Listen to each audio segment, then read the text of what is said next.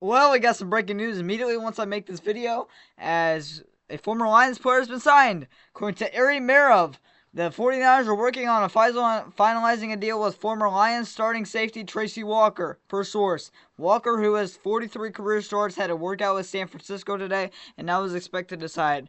Shout out to Tracy Walker for changing part of this video, but yeah, shout out to Tracy Walker getting another chance. Very underrated safety if he stays healthy. Also, we have some other news. Charles Harris is working out with the Colts, so it looks like about every one of our free agents from this past season is now going to be on a different team. But that part aside, we are one. Well, when you're seeing this, preseason is the first preseason game will be here, but I'm recording this the day before the preseason game. But it's here. Preseason is here, and I'm gonna be going over my what I want to see for game one. There's a lot of stuff I'm looking forward to. This is the most excited I've been for a Lions preseason game in a long time, simply because of all the rivalries we got going on right now. All the battles we got, the positions right now. It's gonna be a very entertaining preseason. A lot of stuff to watch. But first thing I'm looking for on the offensive side of the ball, go on the offense and then the defensive side of the ball. So offense, quarterback. Can Hooker be quarterback two? Can Sudfeld outperform Hooker? Now, I actually do believe Sudfeld on the unofficial depth chart is listed as the backup quarterback, not Hooker. So, let's see what's going on there. But I'm looking forward to see Hooker. Will be the first snap we get to see in an actual NFL game as the Detroit Lions, so that's going to be very exciting. Obviously, not a real NFL game, but you'll get to see him in action at least in a game. But can Nate Sudfeld recover from his injury? That's going to be very key to watch as well.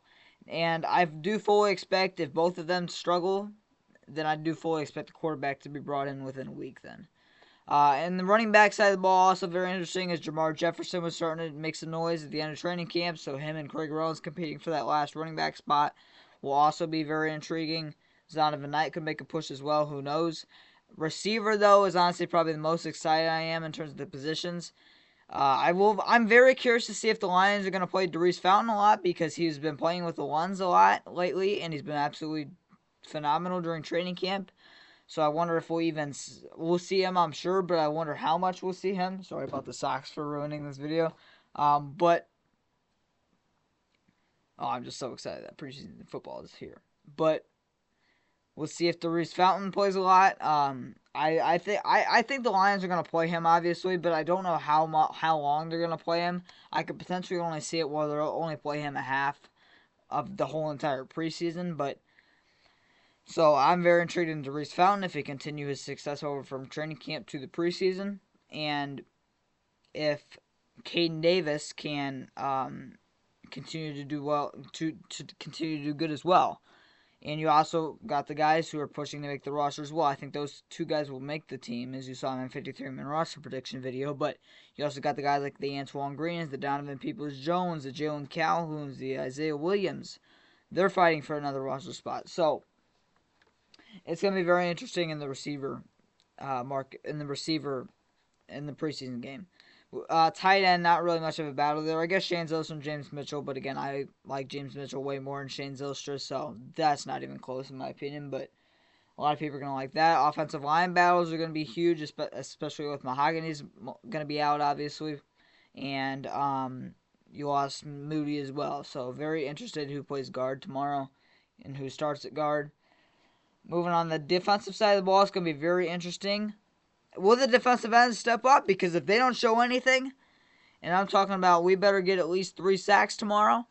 If they don't get that, then I'm going to be calling this whole week to get another edge rusher. I don't care who it is. I don't care who it is. It can be Bruce Irvin again. I do not care. It can be anybody.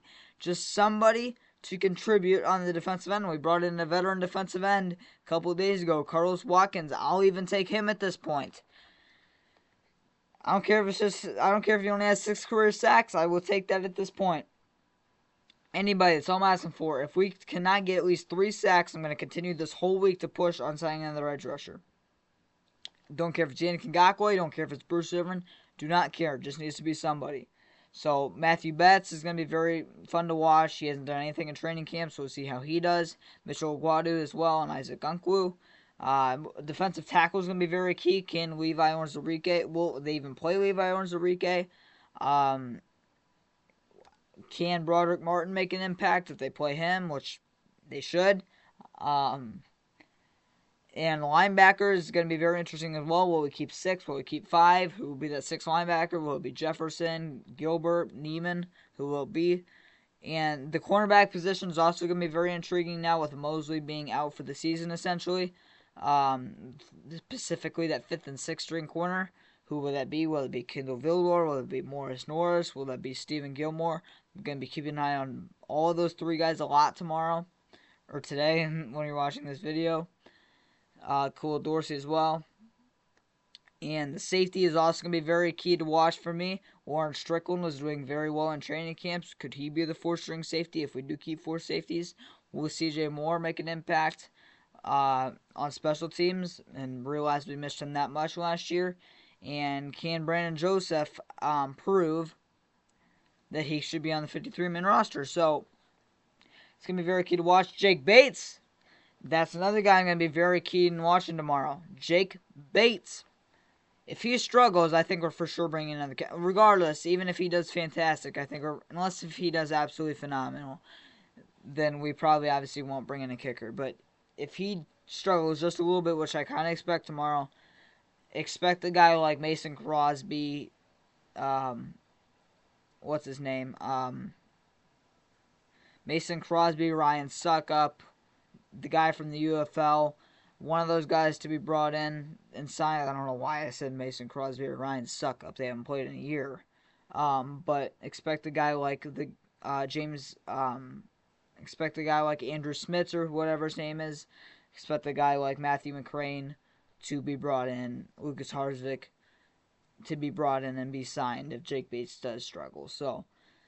But leave your thoughts and comments down below. How excited are you for this preseason game? What battles are you looking to watch? Did I miss any battles? Or should I be looking at other players as well? A lot as well during preseason. Let's get this W. Hooker, please play well. All these guys hopefully play well. It's going to be a very entertaining preseason game.